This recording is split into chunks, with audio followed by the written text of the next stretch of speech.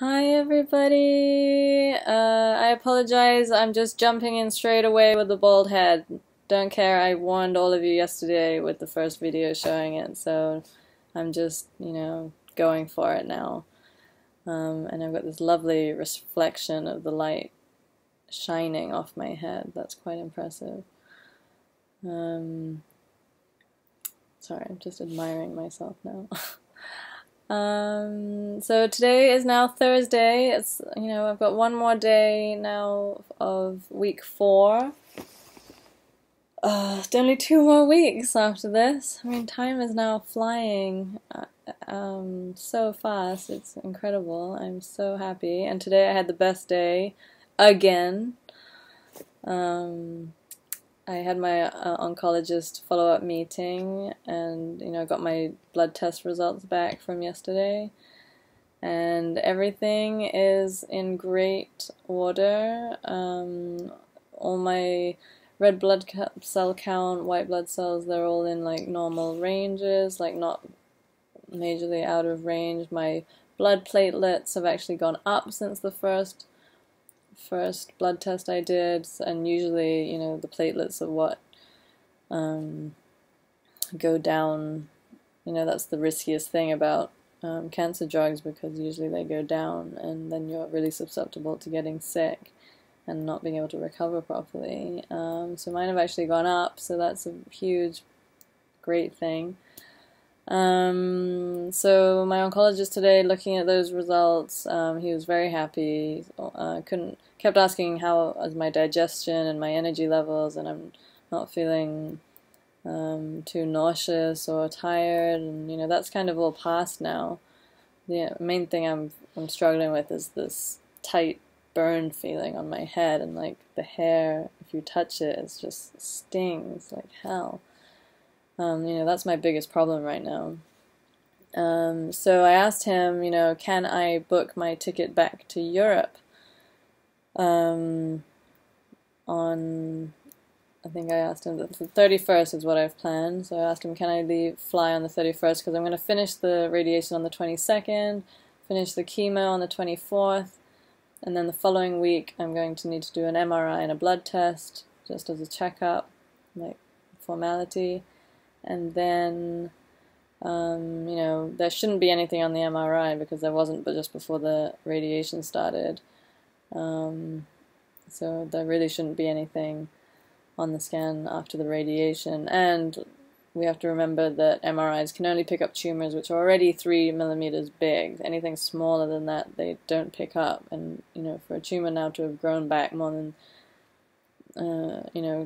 3 millimeters, I think, something must have gone really wrong anyway.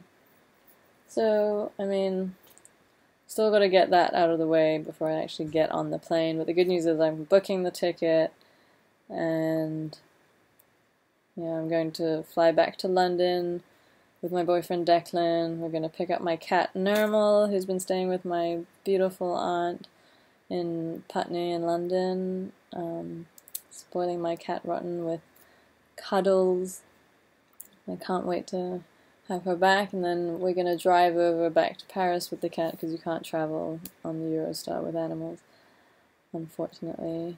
And then we're all going to be in Paris all together while I continue my chemo. I'm on the search right now for a hospital and oncologist that I'm going to use, that I'm going to, have in Paris. So the next 2 weeks I'm handling that. I've already been recommended 2 hospitals. One is La Pitié-Salpêtrière Hospital, which is more closer to the center of Paris, and then there's the biggest, oldest cancer center in Europe, just located in the suburbs of Paris, and that's called the Gustave Roussy Cancer Center. Both are teaching hospitals.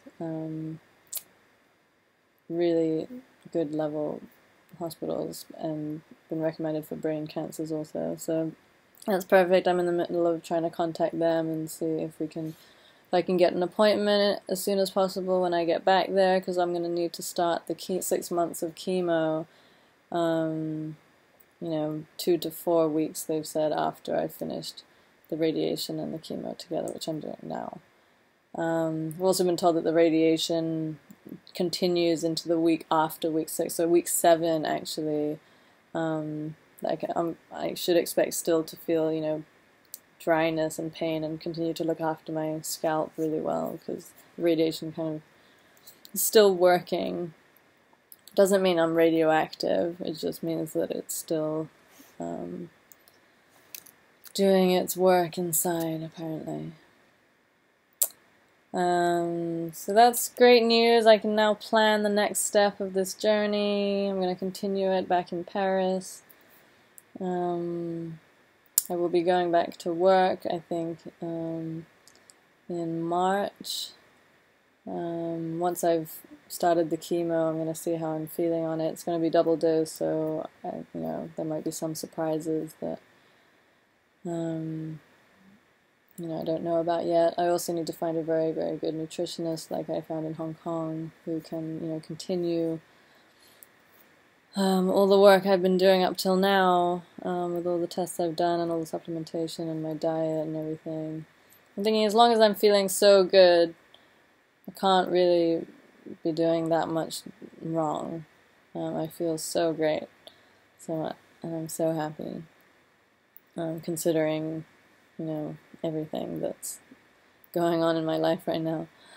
The other good news I got today was that British Airways, who were originally being really annoyingly not cooperative and generous, I had a ticket on BA, which, you know, usually I should have gone back to. I should have taken over Christmas, but obviously I couldn't fly because now I'm doing the treatment. And you know, it was a, you know, cheap ticket at the time when I got it on a deal, and so it was non-changeable, non-refundable. And I tried to explain to them, you know, everything that happened, and, you know, this is the reason why I couldn't travel. Please, could you make an exception and help refund my ticket? Originally they had said no. So I went on their claims department website and I wrote to them explaining, like, everything that's really happened and saying, please, could they reconsider, because, you know, it's pretty shocking and I feel that's so unfair. You know, I showed them all my medical records, so I'm not lying. I had the surgery, I couldn't fly, you know, I was stranded in Hong Kong. And they wrote back really quickly saying, please send everything again to their claims department. And so we ended up doing all of that, but to the Hong Kong British Airways office, and then they came back to me, I think it was yesterday or today, saying, offering to refund pretty much 100% of my ticket. So I'm so happy about that. It's like amazing news. I can put that, you know, that money aside as well, so that's perfect, and that's going to help a lot for me to continue, you know, getting all my complimentary stuff, and keep that going, so that hopefully this whole journey can continue to be relatively painless and, you know, not uncomfortable really in the grand scheme of things. Yeah, so that's all for today. Feeling great. The appointment with my oncologist went really well. My blood work, I couldn't be happier with it.